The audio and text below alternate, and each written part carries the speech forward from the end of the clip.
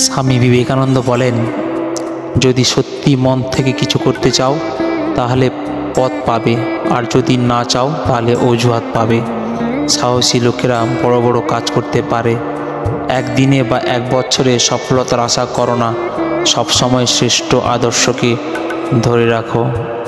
বিশ্ব একটি ব্যায়ামাগার, যেখানে আমরা নিজেদেরকে শক্তিশালী করতে এসেছি। এমন কাজ করে চলো যে তুমি হাসতে হাসতে মরবে আর জগৎ তোমার জন্য কাঁদবে। আমি বিশ্বাস করি যে কেউ কিছু পাবার উপযুক্ত হলে জগতের কোনো শক্তি তাকে বঞ্চিত করতে পারে না। শুধু বড়লোক হইও না, বড় মানুষ হও। সারাদিন চলার পথে যদি কোনো সমস্যার সম্মুখীন না হও তাহলে বুঝবে তুমি ভুল পথে চলেছ। মহাবিশ্বের সীমাহীন পুস্তকালয় আপনার মনের ভিতরে অবস্থিত। ওঠো এবং অতক্ষণ অবধি থেমো না যতক্ষণ না তুমি সফল হচ্ছ। ঘৃণার শক্তি অপেক্ষা প্রেমের শক্তি অনেক বেশি শক্তিমান। নিজের উপর বিশ্বাস না হলে ঈশ্বরের উপর বিশ্বাস আসে না।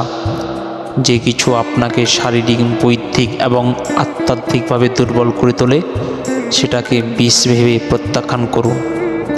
যা কিছু আপনাকে প্রেম করে সেই জনই মানুষ বলে তার আর শেখার কিছু নেই। সে আসলে মরতে বসেছে। যতদিন বেঁচে আছো শিখতে থাকো, অনুতাপ করো না। পূর্বে যেসব কাজ করেছো সেসব নিয়ে মাথা ঘামিও না। এমনকি কি যে সব ভালো কাজ করেছো তার স্মৃতিপথ থেকে দূর করে দাও। দুনিয়ায় আপনার সম্বন্ধে কি ভাবছে সেটা তাদের ভাবতে দিন। আপনি আপনার লক্ষ্যগুলিতে দৃঢ় থাকুন। দুনিয়া আপনার একদিন পায়ের সম্মুখীন হবে। প্রত্যেকটি ধারণা যা আপনাকে দৃঢ় করে সেটাকে আপনার করে নেওয়া উচিত, এবং প্রত্যেকটি ধারণা যে আপনাকে দুর্বল করে তা প্রত্যাখ্যান করা উচিত।